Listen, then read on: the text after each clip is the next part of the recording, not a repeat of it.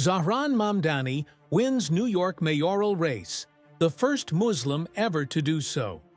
For some, it was a historic step forward, proof that representation and diversity in American politics are real. For others, it was a sign of decline, a warning that America is changing too fast, too far from its old image.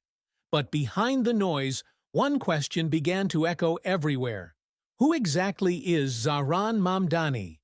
And how did he manage to win one of the most powerful mayoral offices in the world? Zahran Mamdani was born in 1991 in Kampala, Uganda. His mother, Mira Nair, is one of the most respected filmmakers in global cinema, a Harvard graduate and the director of films like Salaam Bombay and Monsoon Wedding. His father, Mahmoud Mamdani, is a leading academic and anthropologist, known for his groundbreaking work on colonialism and political violence in Africa. Mahmoud was forced to flee Uganda in the 1970s when dictator Idi Amin expelled over 60,000 Asians overnight. But he went on to earn a PhD from Harvard and became a professor at Columbia University, studying how empires shaped and divided African societies. So Zahran grew up surrounded by political ideas, migration stories, and activism. His household wasn't just multicultural, it was deeply political. When he was 7, the family moved to New York. There, he grew up as an immigrant kid in one of the world's most diverse cities.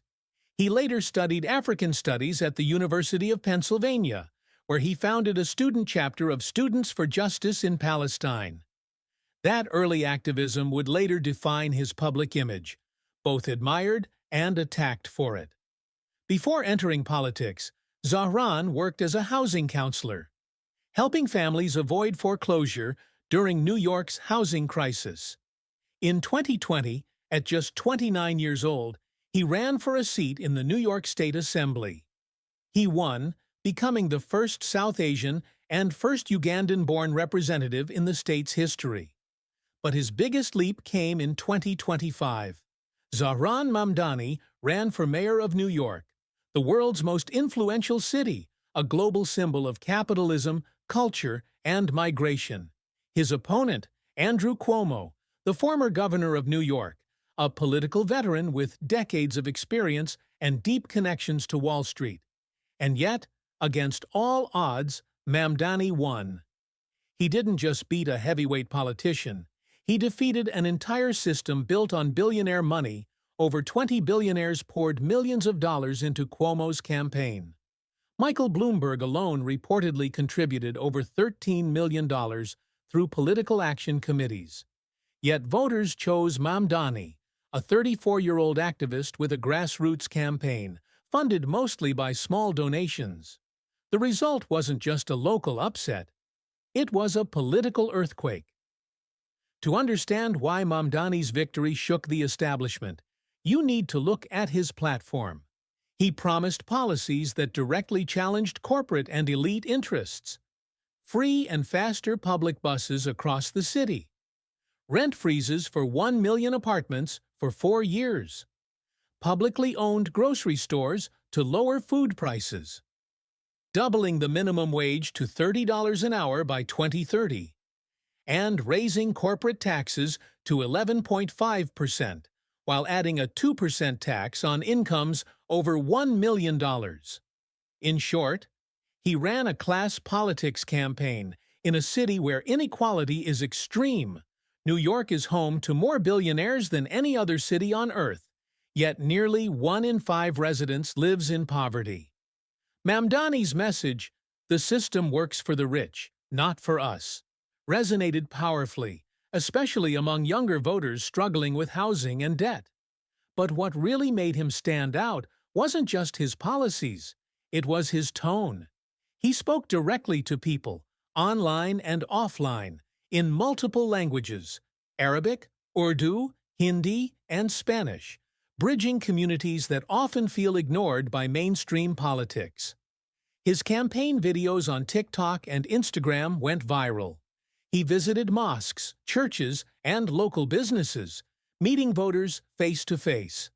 While his opponents' ads focused on fear, warning of radical socialism and pro-Palestinian extremism, Mamdani focused on rent, jobs, and fairness.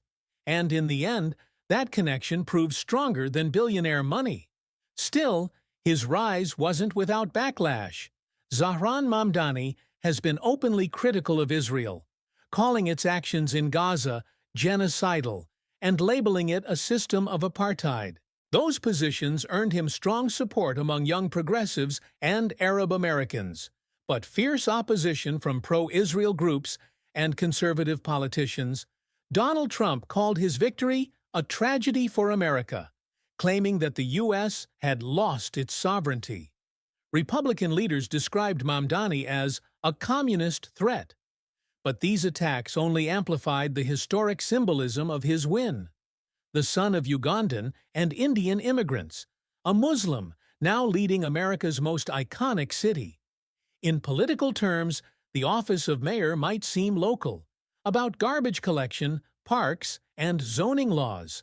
But in reality, city governments shape daily life more directly than national ones. The mayor oversees public housing, education, transportation, and even the distribution of police budgets. For millions of New Yorkers, Zahran Mamdani isn't just a symbol. He's the person responsible for making their lives more affordable and safer. And historically, city leadership has often been a launchpad for higher office. Turkish president began his career as mayor of Istanbul. French President Jacques Chirac once served as mayor of Paris. The deeper story here is not just about one man, it's about a divided nation. Between two Americas, one America is older, whiter, nostalgic for the industrial past, symbolized by Trump's base of angry white men who feel left behind by globalization. The other America is urban, diverse, and globalized, defined by immigrants, students, and workers from every corner of the world. In that second America, cities like New York, Los Angeles, and Chicago are embracing multiculturalism and inclusion, not as slogans, but as electoral realities. Zahran Mamdani's victory is the latest and loudest expression of that shift. For many around the world, especially in the Middle East and Africa, Mamdani's story offers a different kind of political lesson. It shows that local democracy matters. Mamdani's story is still being written. At 34, he's one of the youngest leaders in New York's history. His policies may succeed or collapse under pressure, but his victory already marks a turning point, not just for Muslims or immigrants, but for the idea that power can, sometimes, move from the streets to City Hall. From immigrant to mayor, Zahran Mamdani's rise isn't just a story about one man. It's a story about the new face of America.